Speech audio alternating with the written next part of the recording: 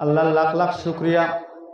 প্রতি বছর আমরা এই মাদ্রাসার একটা বাৎসরিক মেহফিল হয়, আর প্রত্যেক বছর আপনারা আমার বাবার এখানে দাওয়াত দেই, তাই সময় বাবার এখানে উপস্থিত হই। দুর্ভাগ্য বিষয় আজকে এই মেহফিলতে নাইতে পারছুন না, তাই কিছু ইম্পর্টেন্ট কাজে গুয়াহাটিত আটকে রয়েছুন। আমিও নিজে গুয়াহাটিতে দরবারে পাঠাইছি, আপনার সবাই গ্রহণ করবো। আসসালামু আলাইকুম রহমতুল্লাহ বরকাতুহু। আজকে এই মেহফিল থেকে আমার কইছেন দুই কথা কইতাম।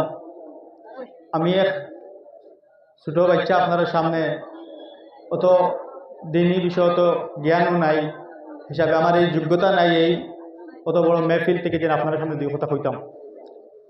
আর আজকে আমরা মেহফিলও আমরা হুজুরে মূল্যবান কথা তুলিয়া ধরছই, আমরা সবে আমল করতাম।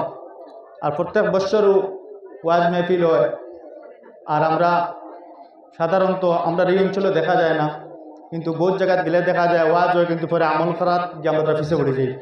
হুজুরে আজকে আমি নিজে শুনছি, খুব সুন্দর ওয়াজ করছেন, আর স্পষ্ট ভাষায় কিছু জিনিস কইছেন যেটা সবর সাহস হয় না অত বড় মেহফিল থেকে হওয়ার লাগিয়া।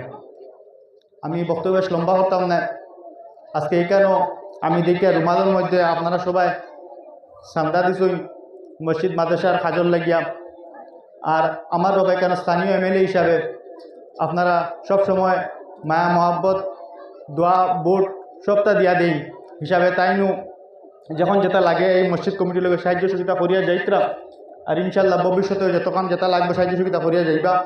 আর আজকে আমি এখানে আইসি হিসাবে সিন্নি হিসাবে আমি আমার এই আয়োজক কমিটির লোকে যোগাযোগ করি, এতটুকু পারি আমি আমার দিয়া যাইমু। আর তাইনু গুয়াহাটিতে যাওয়ার পরে ইনশাল্লাহ বিল্ডিংয়ের কাজও আমি শুনছি কেন কাজ চলে রাবো। যদি কোনো কিছু লাগে আমরা মসজিদ কমিটি মাদ্রাসা কমিটির লোকে মিলিয়া যতটুকু পারি আমরা তরফ থেকে সাহায্য করিয়া যাইমু। আপনার সামনে দুই কথা কইছি, যদি ভুল টুটিও আপনারা ছোটো ভাই বাতি যা ফুয়াই দেখিয়া মাফ করবা। ওখান কই আপনার কাছ থেকে দোয়া লইয়া আপনার কাছে সালাম জানাইয়া আমার বক্তব্য শেষ করলাম। আসসালামু আলাইকুম রহমতুল্লাহি ওয়া বারাকাতুহু।